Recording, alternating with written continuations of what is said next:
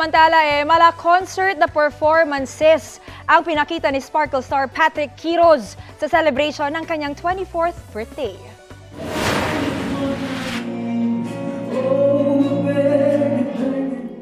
Wow, nakakaindak at nakakasenti ng mga awitin ang pinerform ni Patrick sa isang restaurant sa Quezon City. Present dyan ang ilang kaibigan at pamilya ni Patrick, pati na ang singer-partner niya sa All Out Sundays na si Zephanie.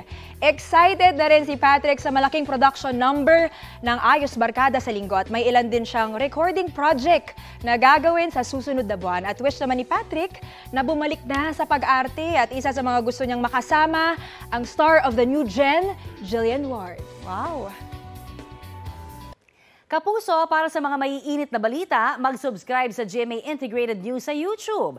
Sa mga kapuso naman abroad, subaybayan nyo kami sa GMA Pinoy TV at sa www.gmanews.tv.